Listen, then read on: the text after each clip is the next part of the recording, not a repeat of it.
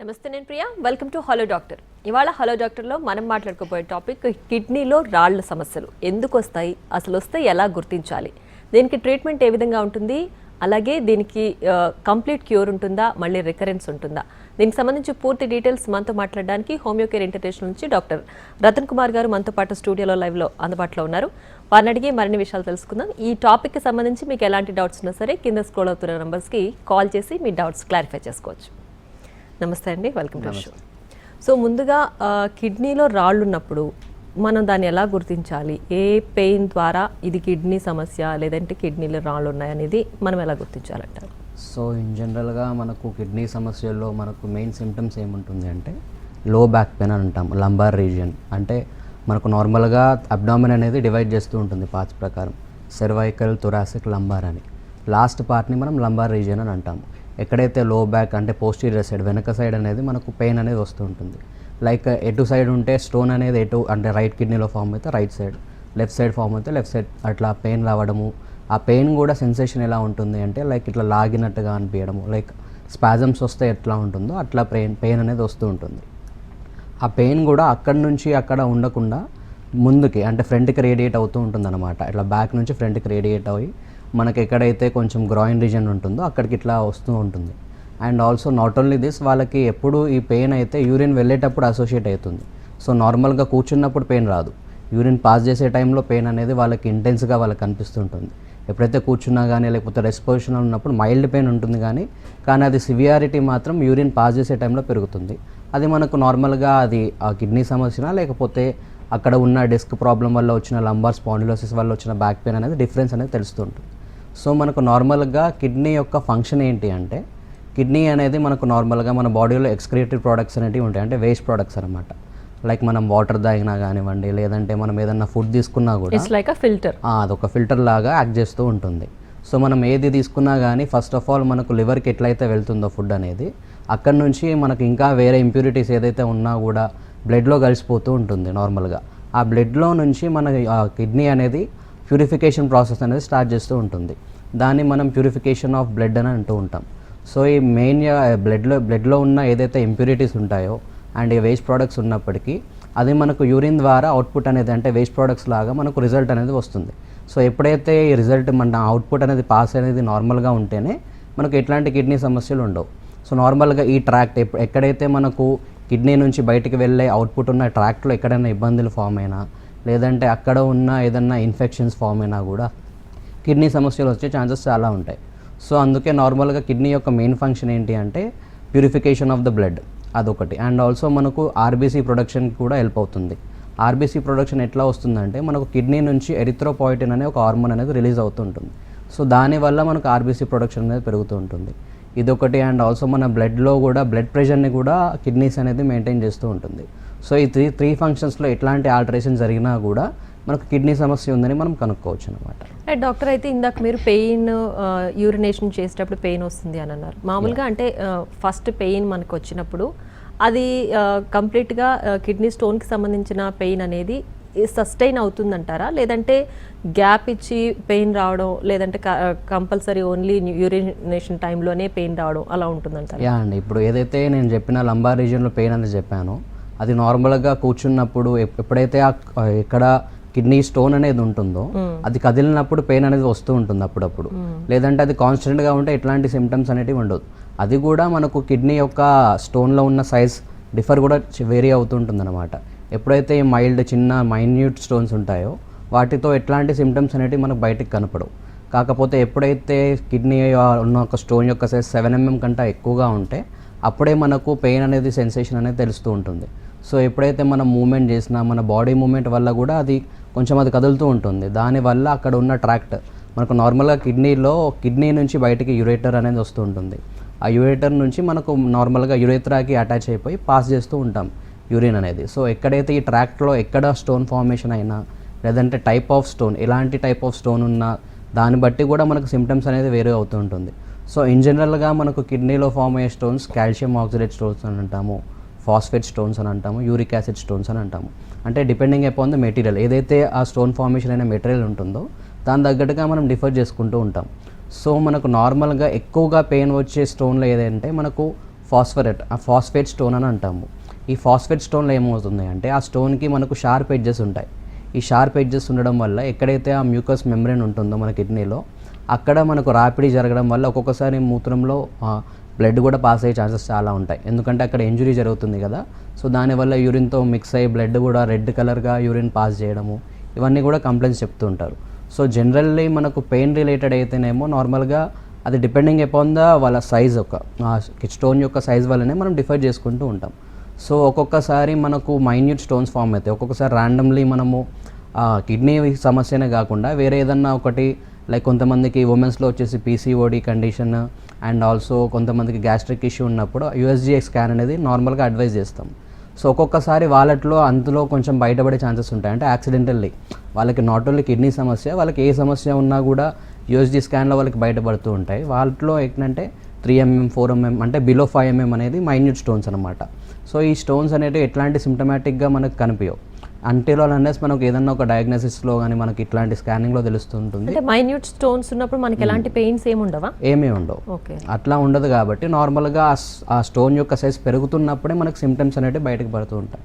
So అందువల్ల నార్మల్గా కొంతమందిలో ఏంటి అంటే సో ఇట్లా మైన్యూట్ స్టోన్స్ రాకుండా ముందే వాళ్ళకి కొంచెం వాటర్ ఇంటేక్ బాగా పెంచుకోవడం కానివ్వండి, లేదంటే ఎక్కువగా ప్రోటీన్ తీసుకోవడం ఉన్న ఫుడ్ లైక్ కొంతమందిలో ఏంటి అంటే జిమ్ వెళ్తూ ఉంటారు. జిమ్ వాళ్ళు వెళ్ళేటప్పుడు ఏం చేస్తారంటే కొంచెం ప్రోటీన్ అనేది ఎక్కువగా ఇంటేక్ చేస్తూ ఉంటారు. వాళ్ళట్లో కూడా ప్రోటీన్ అనేది నార్మల్గా ఏదైతే మన బాడీకి సరిపోతుందో అంతే తీసుకోవాలి. ఎక్కువగా తీసుకున్నా కూడా వాటి వల్ల ఎక్కువగా కిడ్నీ ఫంక్షన్ అనేది ఎక్కువగా అయిపోతుంది. నార్మల్గా దాని లోడ్ ఎక్కువ పెరుగుతుంది. ఆ లోడ్ పెరగడం వల్ల కూడా స్టోన్ ఫార్మేషన్ అయ్యే ఛాన్సెస్ చాలా ఉంటాయి. అండ్ ఆల్సో ఇవాళ రేపు ఏంటి అంటే కొంతమంది లైక్ వాళ్ళ బాడీలో కాల్షియం తక్కువ ఉందని, విటమిన్ డి తక్కువ ఉందని అంటే వాళ్ళే అనుకుంటారు ఎట్లాంటి టెస్టులు చేయకుండానే ఇట్లా నార్మల్గా బాడీ పెయిన్స్ వస్తున్నాయి, జాయింట్ పెయిన్స్ వస్తున్నాయి అని చెప్పి కాల్షియం సప్లిమెంట్స్ అనేవి తీసుకుంటూ ఉంటారు. సో ఎక్సెస్ కాల్షియం సప్లిమెంట్స్ తీసుకున్నా కూడా కాల్షియం స్టోన్స్ ఫామ్ అయ్యే ఛాన్సెస్ చాలా ఉంటాయి. సో ఇవి కూడా మనకు నార్మల్గా టెస్ట్ చేసుకొని వాళ్ళకి కరెక్ట్గా అవసరమా లేదా దాని తగ్గట్టుగానే సప్లిమెంట్స్ అనేటివి కూడా తీసుకుంటూ ఉంటేనే సో ఇట్లాంటి స్టోన్ ఫార్మేషన్కి మనం దూరంగా ఉండొచ్చు. డాక్టర్ అయితే ఒక ఇండివిజువల్కి అసలు స్టోన్ ఫార్మేషన్ అనేది ఎప్పుడు జరుగుతుంది? కిడ్నీని స్టోన్స్ రాకుండా ఎలా హెల్దీగా మెయింటైన్ చేయాలంటారు? సో నార్మల్గా చెప్పిన విధంగా ఏంటి అంటే కిడ్నీ మెయిన్ ఫంక్షన్ అనేది బ్లడ్ని ప్యూరిఫై చేయడమే. సో ఒక్కొక్కసారి ఏమవుతుంది అంటే నాట్ ఓన్లీ స్ట్రెస్ రిలేటెడ్ వల్ల కూడా స్టోన్ ఫార్మేషన్ అయ్యే ఛాన్సెస్ ఉంటాయి. ఎందుకంటే ఒక్కొక్కసారి మన బాడీ ఫంక్షన్ అనేది మన మైండ్కి కూడా రిలేటెడ్ ఉంటుంది. సో ఒక్కొక్కసారి లైక్ వాళ్ళకి ఎక్కువగా ఫైనాన్షియల్ లాసెస్ ఉన్నా, ఫైనాన్షియల్ టెన్షన్స్ ఉన్నా, లేదంటే వర్క్ ప్రెషర్ ఉన్నా, లేదంటే వాళ్ళకి ఎట్లాంటి ఫిజికల్ యాక్టివిటీ లేకపోవడం కారణాలు ఇవన్నీ కూడా వాళ్ళకి స్టోన్ ఫామ్ అయ్యే ఛాన్సెస్ చాలా ఉంటాయి. రైట్. అలాగే ఫైనాన్షియల్ స్ట్రెస్ కానీ లేదంటే వర్క్ ప్రెషర్ కానీ వీటి వల్ల వచ్చే స్ట్రెస్ని తగ్గించుకోవడం అనేది వాళ్ళకి పాసిబుల్ కాదు. అవును. సో అలాంటి స్టేజ్లో స్ట్రెస్ లెవెల్ ఎలా మేనేజ్ చేయాలంటారు? సో ఇన్ జనరల్గా ఏంటి అంటే నార్మల్గా కొంచెం వాళ్ళకి ఫిజికల్ యాక్టివిటీని మెయింటైన్ చేసినట్టు వాళ్ళకి అండ్ ఆల్సో మెడిటేషన్ ప్రాక్టీస్ చేయడం కానివ్వండి, లేదంటే ఏదన్నా వర్క్ రిలేటెడ్ ఇష్యూస్ ఉంటే ఎవరికైనా చెప్పుకోవడం. నార్మల్గా కొంతమంది ఏంటంటే ఎలాంటి ఇష్యూస్ ఉన్నా వాళ్ళట్లో వాళ్ళే సప్రెస్ చేసుకుంటూ ఉంటారు. ఈ సప్రెషన్ చేయడం వల్లనే నార్మల్గా మన బాడీలో చేంజెస్ అనేవి జరుగుతూ ఉంటాయి. సో ఎప్పుడైతే మనం ఓపెన్ అప్ అవుతామో లేదా మన ఏదైతే మనకున్న సమస్యలు అందరికీ చెప్పుకుంటామో అంటే వాళ్ళకి దగ్గరున్న వాళ్ళకి చెప్పుకుంటామో వాళ్ళకి స్ట్రెస్ కూడా రిలీఫ్ అయ్యే ఛాన్సెస్ ఉంటాయి. సో ఇలాంటివి ఇవే కాకుండా నార్మల్గా కిడ్నీ ఫామ్ కావడానికి సమ్మర్ సీజన్లో ఎక్కువగా ఫామ్ అవుతుంది. లైక్ ఎక్కువగా హీట్ టెంపరేచర్ ఉన్న కండిషన్ కానివ్వండి, లేదంటే ఎక్కువగా రెడ్ మీట్ తీసుకున్న వాళ్ళు లైక్ మటన్ ఎక్కువగా తీసుకోవడం, బీఫ్ ఎక్కువగా తీసుకోవడం, వీటి వల్ల ఏంటి అంటే ప్రోటీన్ మెటబాలిజం పెరుగుతుంది కాబట్టి సో వాళ్ళకి అక్కడ ఉన్న ఏదైతే కిడ్నీ ఫంక్షన్ ఉంటుందో దానిపైన లోడ్ పడడం వల్ల స్టోన్ ఫార్మేషన్ అయ్యే ఛాన్సెస్ ఉంటాయి. అండ్ డిహైడ్రేషన్ ఉన్న వాళ్ళు అంటే తక్కువగా వాటర్ తీసుకున్న వాళ్ళకి ఇవి అండ్ ఆల్సో కొంచెం లైక్ ఎక్కువగా వాళ్ళు ఎప్పుడైతే సమ్మర్కి ఎక్స్పోజ్ అవుతుంటారో ఈ సమ్మర్ సీజన్లో వాటి వల్ల ఏమవుతుంది అంటే వాళ్ళకి డిహైడ్రేషన్ అనేది ఎక్కువగా అయిపోతుంది. సో మన బాడీలో ఉన్న వాటర్ లాస్ అయిపోవడం వల్ల అక్కడ ఉన్న కిడ్నీ యొక్క ఫంక్షనింగ్ అనేది డిస్టర్బ్ అవుతూ ఉంటుంది. సో వీటి వల్ల ఏమవుతుంది అంటే మనకు గ్లోమరులార్ ఫిల్టరేషన్ రేట్ అని అంటాము. మన బాడీలో GFR అనేది ఒక వాల్యూ ఉంటుంది. ఈ గ్లోమరులార్ ఫిల్టరేషన్ అనేది డిఫర్ అవుతుంది. దానివల్ల అక్కడ ఉన్న ఏదైతే అక్యూట్ స్టేజ్ ఉంటుందో అక్యూట్ కాస్త క్రానిక్ స్టేజ్కి వెళ్ళే ఛాన్సెస్ చాలా ఉంటాయి. ఇందాక మీరు అన్నారు అక్యూట్ అండ్ క్రానిక్ స్టేజెస్ ఉంటాయని. అక్యూట్ స్టేజ్లో ఉన్నప్పుడు ఈ మనకు కిడ్నీ స్టోన్స్ ఉన్నాయని మనకు తెలుస్తుంది. అక్యూట్ స్టేజ్లో ఆ సిమ్టమ్స్ ఏమైనా కనిపిస్తాయా? ఇన్ కేస్ చిన్న స్టోన్స్ ఉన్నవి మనకి ఏ పెయిన్ లేకుండా ఏ సిమ్టమ్స్ లేకుండా అలా ఉన్నప్పుడు వాటికి అవే మనం తగ్గించుకోవచ్చా, అసలు ఎలా తెలుస్తుంది అంటారు? సో మనకు నార్మల్గా ఏదన్నా ఒక డిసీజ్ ప్రాసెస్ మన బాడీలో స్టార్ట్ అవుతుంది అంటే సో దానికి స్టేజెస్ అనేటివి ఉంటాయి. లైక్ ఇప్పుడు నార్మల్గా స్టోన్ ఫార్మేషన్ అయ్యింది, సో మనకు ఎప్పటి నుంచి అయిందో మనకు తెలియదు. కాకపోతే ఏంటి అంటే మనకు అది అక్యూటా క్రానిక్ అనేది మనకు డిఫరెంట్ అనేది తెలుసుకోవాలి. సో అది ఎలా తెలుస్తుంది అంటే మనకు అక్యూట్లో ఏంటి అంటే సైజ్ అనేది చిన్నగా ఉంటుంది. అది నార్మల్గా సైజ్ అనేది ఎప్పుడైతే పెద్దగా అవుతుందో అది మనకు క్రానిక్ అని మనం అర్థం చేసుకోవచ్చు. లైక్ ఎప్పటి నుంచో స్టోన్ ఉంది, కాకపోతే ఎట్లాంటి సిమ్టమ్స్ అంటే ఎసిమ్టమాటిక్లో పేషెంట్ ఉన్నాడు.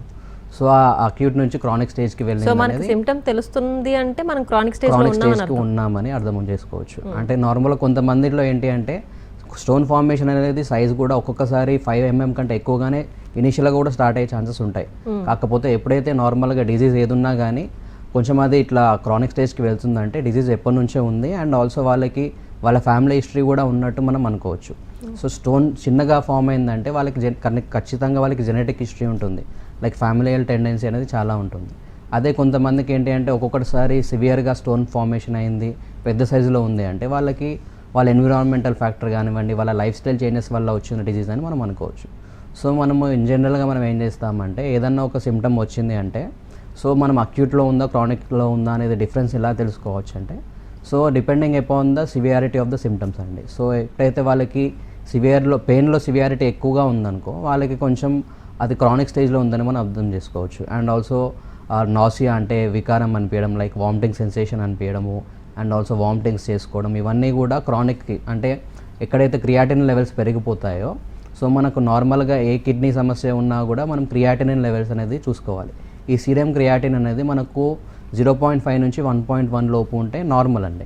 సో ఎప్పుడైతే 1.1 కంటే వాల్యూస్ ఎక్కువగా ఉంటాయో అది మనం క్రానిక్ కిడ్నీ డిజీజ్ అంటే CKDకి మనకు అది ల్యాండప్ అయిందని మనం సార్ట్అవుట్ చేసుకోవచ్చు. అండ్ ఆల్సో వాళ్ళకి ఈ CKDతో పాటు వాళ్ళకి ఏముంటుంది అంటే గ్లోమరులర్ ఫిల్టరేషన్లో 4 స్టేజెస్ ఉంటాయి.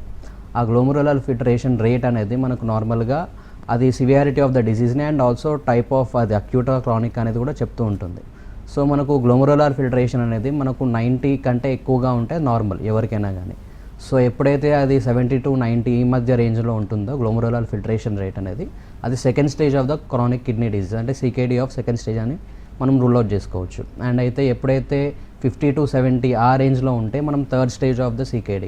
అండ్ ఫైనల్ స్టేజ్లో వచ్చేసరికి బిలో 35 mm ఉంటుందన్నమాట ఆ GFR వాల్యూ.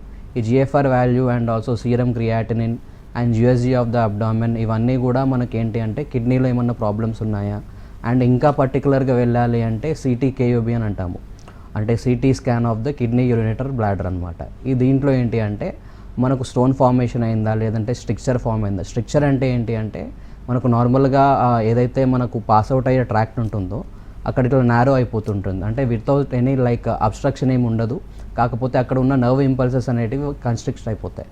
సో అందువల్ల అక్కడ నారో అయిపోవడం ఇవన్నీ ఇది మనం స్ట్రిక్చర్ అని అంటాము. లైక్ యూరేటర్ స్ట్రిక్చర్ కానీ యూరేథ్రల్ స్ట్రిక్చర్ ఇవన్నీ కూడా అక్కడ ఉన్న కిడ్నీకి ఇంపాక్ట్ పడుతుంది. వాటి వల్ల ఏమవుతుంది అంటే ఎక్కడైతే అబ్స్ట్రక్షన్ జరుగుతుందో ఆ యూరిన్ ఫామ్ అయ్యింది అది రివర్స్ బ్యాక్ అయిపోతుంది, అంటే రివర్స్ బ్యాక్ టు ద కిడ్నీయే. ఎక్కడైతే ఆ కిడ్నీ నుంచి బయటికి వచ్చిన యూరిన్ మళ్ళీ రివర్స్ బ్యాక్ అవుతుంది, దాన్ని మనం హైడ్రోనెఫ్రోసిస్ అని అంటాము. ఈ హైడ్రోనెఫ్రోసిస్లో మనకి ఏంటి అంటే USG స్కాన్లో ఎక్కడైతే పెల్విస్ ఏరియా ఉంటుందో కిడ్నీలో అక్కడ మనకు స్వెల్లింగ్ అనేది తెలుస్తుంది, అంటే వాటర్ ఉన్నట్టుగా అక్కడ హైడ్రోనెఫ్రోసిస్ అనేది మనం నోటీస్ చేసుకోవచ్చు. సో ఇట్లాంటి కండిషన్ ఉందా లేదంటే ఒక్కొక్కసారి నాట్ ఓన్లీ కిడ్నీలో ఉన్న స్టోన్స్ ఒకటే కాకుండా మనకు సిస్టులు కూడా ఫామ్ అయ్యే ఛాన్సెస్ ఉంటాయి. దాన్ని మనం పాలిసిస్టిక్ కిడ్నీ డిజీజ్ అని అంటాము. ఎలా అయితే మనకు ఓవరీలో సిస్టులు ఫామ్ అవుతాయో PCOD అని అంటాము, మన కిడ్నీలో కూడా PCKD అని అంటాము, పాలిసిస్టిక్ కిడ్నీ డిజీజ్. ఇవన్నీ ఏంటి అంటే హెరిడిటరీగా వచ్చే ఛాన్సెస్ చాలా ఉంటాయి. సో ఈ జెనెటికల్ కాజ్ ఏదైనా ఉందా, వాళ్ళ లైఫ్ అంటే వాళ్ళ ఫ్యామిలీలో ఎట్లాంటి టెండెన్సీ అంటే కిడ్నీ ఫామ్ అయ్యే టెండెన్సీ ఉందా అనేది మనకు కేస్ టేకింగ్లో తెలుస్తుంది. సో వాళ్ళకి కంప్లీట్గా వాళ్ళకి చిన్నప్పటి నుంచి వాళ్ళకి బాడీలో రియాక్షన్స్ ఎలా ఉన్నాయి అండ్ ఆల్సో వాళ్ళ ఫాదర్స్ కానివ్వండి వాళ్ళ ఫాదర్స్ కానివ్వండి వాళ్ళ డీటెయిల్గా వాళ్ళ హిస్టరీ తీసుకుంటేనే వాళ్ళకి జెనెటికల్ కాజ్ ఏమన్నా ఉందా లేదంటే వాళ్ళకి లైఫ్ స్టైల్ చేంజెస్ వల్ల వచ్చిన డిజీజ్ అనేది మనం రూల్ అవుట్ చేసుకోవచ్చు. డాక్టర్, అంటే ఫ్యామిలీ హిస్టరీ జెనెటికల్గా వచ్చేవి ఏ ఏజ్ నుంచి పిల్లలు జాగ్రత్తగా ఉండాలంటారు? అంటే వాళ్ళకి ఫర్ సపోజ్ వాళ్ళ క్రానిక్ స్టేజ్లో ఉంది అనుకుంటే Yeah. వీళ్ళకి కూడా క్రానిక్ స్టేజ్ వచ్చినప్పుడే తెలుస్తుందా, లేదంటే అసలు వీళ్ళకి వచ్చిందా లేదా అనేది ఎలా జాగ్రత్త పడాలంటారు? సో వాళ్ళకి ఏంటి అంటే ఇప్పుడు బోత్ మదర్ అండ్ ఫాదర్కి ఇద్దరికి ఉందనుకోండి, ఖచ్చితంగా పిల్లల పైన ఇంపాక్ట్ అంటే 70-80% ఛాన్సెస్ చాలా ఉంటాయి. అదే ఏదైనా మేల్ అంటే మదర్ కన్నా ఫాదర్కి కానీ ఎవరికన్నా ఒకరికే ఉంటే 50% ఛాన్సెస్ ఉంటాయి. ఏ డిజీజ్ అయినా కానివ్వండి, not only kidney related disease, వాళ్ళకి డయాబెటీస్ కానివ్వండి, థైరాయిడ్ ఇష్యూస్ కానివ్వండి, ఎట్లాంటిది ఉన్నా కూడా అంటే బోత్ ద ఫాదర్కి అండ్ మదర్కి ఉందా అది కూడా మనం రూల్ అవుట్ చేసుకోవాలి. సో వీటి వల్ల ఏంటి అంటే వాళ్ళకి సివియారిటీ ఎలా ఉంది, వాళ్ళ పేరెంట్స్కి సివియారిటీ ఎలా ఉంది, అండ్ వాళ్ళకి పిల్లల పైన ఎట్లాంటి ఇంపాక్ట్ చూపిస్తుందని కూడా మనకు తెలుస్తుంది. సో వాళ్ళట్లో ఏంటి అంటే కొంతమందికి పుట్టుకతోనే కొంతమందికి ఒకటే కిడ్నీ కూడా ఉండే ఛాన్సెస్ చాలా ఉంటాయి. దాన్ని హెరిడిటరీ, వాళ్ళకి ఇన్ఫాంటైల్ అబ్నార్మాలిటీ. కాకపోతే వాళ్ళకి ఈవెన్ వాళ్ళకి ఒక కిడ్నీ ఉన్నా కూడా వాళ్ళకి ఫంక్షన్ నార్మల్గానే ఉంటుంది. అండ్ లైక్ ఈ 2 కిడ్నీస్ ఉన్న పేషెంట్ అంటే నార్మల్ పర్సన్ ఉన్నా కూడా ఈవెన్ సింగిల్ కిడ్నీ ఉన్న పర్సన్కి కూడా సేమ్ ఫంక్షన్ ఉంటుంది, ఎట్లాంటి చేంజెస్ ఉండవు. కాకపోతే వాళ్ళు ఏంటి అంటే వాళ్ళ హెల్దీ లైఫ్ స్టైల్ మెయింటైన్ చేసుకుంటే ఆ ఉన్న ఏదైతే ఒక కిడ్నీ ఉంటుందో అది కొంచెం లైక్ అక్కడ ఉన్న నెఫ్రాన్స్ అనేటివి డ్యామేజ్ కాకుండా మనం ప్రయారిటీగా ప్రివెంట్ చేసుకోవచ్చు అనమాట. సో ఎలా ప్రివెన్షన్ చేసుకోవాలి అంటే మనకు నార్మల్గా లైక్ వాటర్ ఇంటేక్ బాగా పెంచుకోవడం first thing, and also like ఎక్కువగా ఫిజికల్ యాక్టివిటీ ఉండడము, అండ్ మనకు ఉన్న ఏదైతే ఫుడ్ డైట్లో చేంజెస్ ఉంటాయో లైక్ జంక్ ఫుడ్ అవాయిడ్ చేసి క్లీన్ ఫుడ్ ఎక్కువగా తీసుకోవడము, బ్లాండ్ ఫుడ్ తీసుకోవడం, ఎక్కువగా స్పైసీ కాకుండా, అండ్ ఆల్సో ఎక్కువగా మీట్ తీసుకోకుండా, ఇట్లాంటి జాగ్రత్తలు తీసుకుంటే వాళ్ళకి ఈవెన్ సింగిల్ కిడ్నీ ఉన్న పేషెంట్స్ కూడా వాళ్ళకి ఎట్లాంటి కిడ్నీ డిజీజ్ రాకుండా మనం జాగ్రత్తలు తీసుకోవచ్చు. అండ్ ఆల్సో కొంతమందికి ఏంటి అంటే ఇప్పుడు మీరు చెప్పిన విధంగా హెరిడిటరీ పరంగా చూసుకుంటే, సో ఈ పిల్లలకి ఏంటి అంటే కొంతమందికి సివియారిటీ అంటే వాళ్ళకి ఎర్లీ ఏజ్ ఆఫ్ ద వాళ్ళ లైఫ్లోనే కొంచెం డిజీజ్ అనేది తెలిసిపోతుంటుంది. అంటే ఏ ఏజ్ నుంచి వాళ్ళకి వచ్చే ఛాన్స్ ఉంటుందంట? వాళ్ళకి ఏంటి అంటే అబౌవ్ 5 years అంతే. 5 years తర్వాత నుంచి వాళ్ళకి సిమ్టమ్స్ అనేది స్టార్ట్ అవుతుంది. ఒక్కొక్కసారి వాళ్ళు ఏం కంప్లైంట్ చేస్తుంటారంటే యూరిన్ పాస్ చేసేటప్పుడు బర్నింగ్ అనిపించడము, అండ్ ఆల్సో యూరిన్ అనేది కంప్లీట్గా పాస్ చేయకుండా అంటే కొంచెం యూరిన్ అనేది బ్లాడర్లో స్టోర్ అయిపోవడము. సో కొంతమంది కెథటర్ పెట్టి ఆ యూరినేషన్ ఏదైతే యూరిన్ ఉందో అది ఎవాక్యుయేట్ చేయడం, ఇవన్నీ కూడా ప్రాసెస్ ఉంటాయి. సో ఇవన్నీ కూడా వాళ్ళకి పేరెంట్స్కి ఉంది కాబట్టి ఇట్లా రాకుండా కూడా మనం ప్రివెంటివ్గా హోమియోపతిలో మనకు ట్రీట్మెంట్ అనేది ఉంటుందండి. సో వీళ్ళకి ఎలాంటి ట్రీట్మెంట్ ఉంటుంది అంటే, సో వాళ్ళకి ఎప్పుడైతే మన కేస్ టేకింగ్లో తెలుస్తుందో లైక్ హెరిడిటరీ పరంగా వచ్చింది కదా అని, సో వాళ్ళకి డిఫరెంట్ మెడిసిన్ ఉంటుంది. జనరల్గా మనకు హోమియోపతిలో ఏంటి అంటే జెనెటిక్ కాన్స్టిట్యూషనల్ మెడిసిన్ అని అంటాము. సో ఈ కాన్స్టిట్యూషనల్ మెడిసిన్ అంటే ఏంటి అంటే మనకు మెయిన్గా కాజ్ అనేది ఇంపార్టెంట్. ఈ కాజ్ అనేది ఇంపార్టెంట్, అండ్ ఆల్సో ఇన్ డీటెయిల్గా వాళ్ళకి కేసు తీసుకుంటే అండ్ వాళ్ళకి వాళ్ళ నార్మల్గా చిన్నప్పటి నుంచి ఇప్పటి వరకు అంటే ఇప్పుడు డిజీజ్ స్టార్ట్ అయింది కదా, ఇప్పటి వరకు వాళ్ళ లైఫ్లో ఎట్లాంటి డిజీజెస్ వచ్చాయి, అండ్ ఆల్సో ఆ డిజీజ్కి రియాక్షన్స్ ఎలా ఉన్నాయి, ఇవన్నీ కూడా వాళ్ళకి అంటే రోల్ అవుట్ చేసుకొని, అండ్ ఆల్సో వాళ్ళ ఫుడ్ హ్యాబిట్స్ వాళ్ళకి నార్మల్గా 2% తీసుకుందాం అనుకోండి, లైక్ ఇద్దరికి కూడా కిడ్నీ స్టోన్స్ ఉన్నాయి. సో వాళ్ళిద్దరికీ కూడా సేమ్ మెడిసిన్ అనేది ఉండదు హోమియోపతిలో. ఈ డిఫర్ అనేది ఎందుకు వస్తుందంటే నార్మల్గా వాళ్ళ కాజేషన్ వేరే ఉండొచ్చు, వాళ్ళ లైఫ్ స్టైల్ వేరే ఉండొచ్చు, అండ్ ఆల్సో వాళ్ళ ఆక్యుపేషనల్ కూడా వేరే ఉండొచ్చు. సో అండ్ వాళ్ళ రియాక్షన్ బాడీకి ఉన్న సిమ్టమ్స్, ఒకరికి వామిటింగ్ సెన్సేషన్ ఉండొచ్చు, కొంతమందికి పెయిన్ అనేది సివియర్గా ఉండొచ్చు. సో ఇట్లా డిఫరెంట్ ఉంటుంది కాబట్టి సేమ్ మెడిసిన్ అనేది వాళ్ళకి అడ్మినిస్టర్ చేయం.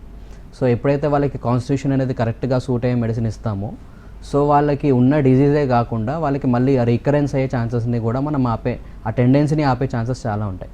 సో ఇన్ జనరల్గా కిడ్నీ స్టోన్స్ ఉన్న పేషెంట్స్ ఏంటి అంటే లిథోట్రిప్సీ అనే ఒక ప్రొసీజర్ ఉంటుంది. లిథోట్రిప్సీ అంటే ఆ స్టోన్ని బ్రేక్ చేసి ఎవాక్యుయేట్ చేస్తూ ఉంటారు. అది సర్జికల్ ప్రొసీజర్ అది. సో అది చేసినా కూడా మళ్ళీ వాళ్ళకి రికరెన్స్ అయ్యే ఛాన్సెస్ చాలా ఉంటుంది.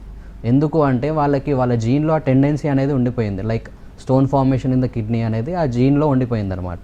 సో ఈ జెనెటిక్ కాన్స్టిట్యూషనల్ సిమ్టమ్ మీ హోమియోపతిలో ఏంటి అంటే ఆ జెనెటిక్ లెవెల్లో వాళ్ళకి యాక్ట్ చేస్తుంది అనమాట, ఏదైతే మెడిసిన్ అనేది అడ్మినిస్టర్ చేస్తాము.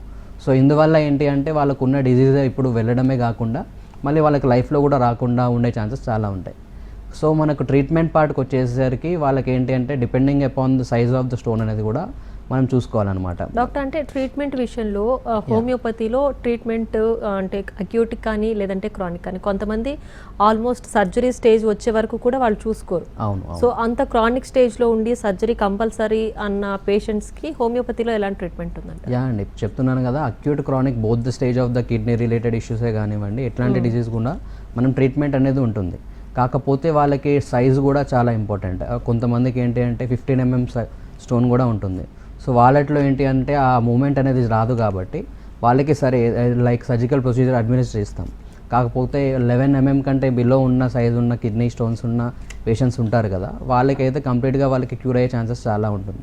సో ఏదైనా కానీ ఏ మెడిసినల్ లైక్ వాళ్ళు ఎక్కువగా లైక్ సప్లిమెంట్స్ ఎక్కువగా తీసుకుంటూ ఉంటారు కాబట్టి ఆ సప్లిమెంట్స్ కూడా వాళ్ళకి లిమిట్ చేసుకొని లైక్ వాళ్ళ కాల్షియం లెవెల్స్ అనేటివి వాళ్ళకి రూల్ అవుట్ చేసుకొని అవి వాళ్ళకి సరిపోయే తగ్గట్టుగా డోస్ అనేది వాళ్ళకి ఇస్తూ ఉంటేనే, ఇప్పుడు నార్మల్గా 50 క్రాస్ అయిన ఉమెన్స్కి చాలా వరకు జాయింట్ పెయిన్స్ వస్తూ ఉంటాయి.